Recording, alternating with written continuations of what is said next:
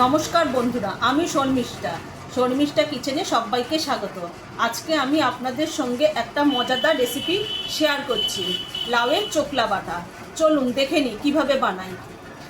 এখন তো গরমকালে সবার বাড়িতেই লাউ আসে, কিন্তু অনেকেই লাউয়ের চোকলাটা ফেলে দেয়। কিন্তু লাউয়ের চোকলাটা ফেলে না দিয়ে একবার এইভাবে বাড়িতে বানিয়ে খেয়ে দেখুন, দুর্দান্ত লাগে। না খেলে আপনারা বুঝবেনই না যে কতটা সুন্দর আর কতটা ভালো লাগে। গরম ভাতের সাথে একদম জমে যাবে। চলুন দেখে নিই।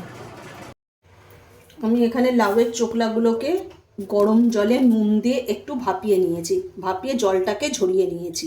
আর এখানে নিয়েছি কালো জিরে আর দুটো শুকনো লঙ্কাকে আমি অর্ধেক করে নিয়েছি। আর এখানে আছে দুটো কাঁচা লঙ্কা আর তিনটে চারটে রসুন কোয়া।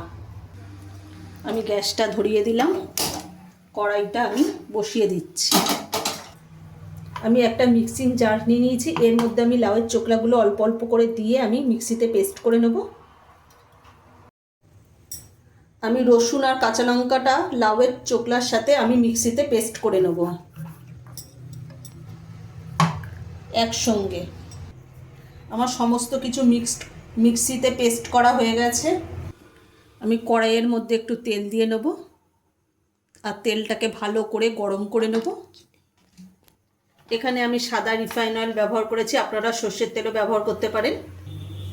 তেলটা গরম হয়ে গেছে, আমি তেলের মধ্যে কালো জিরে আর শুকনো লঙ্কাটা ফোড়নে দিয়ে দেবো।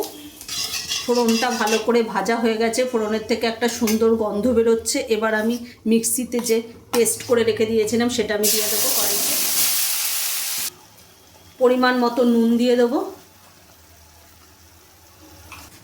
হাফ চামচ হলুদ গুঁড়ো দিয়ে দিলাম, অল্প একটু চিনি দিয়ে দেবো। চিনিটা এখানে অবশ্যই দেবেন, তাহলে খেতে খুব ভালো হবে।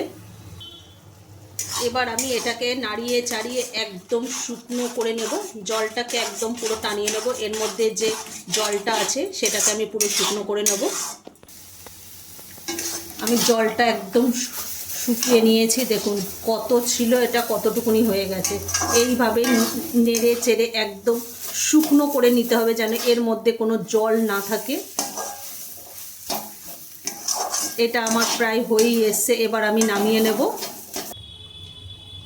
লাউয়ের খোসাটা ফেলে না দিয়ে এইভাবে একদম দারুণ স্বাদের একটা রেসিপি আপনারা চটপট বাড়িতে বানিয়ে ফেলুন, ঘরোয়া উপকরণ দিয়ে।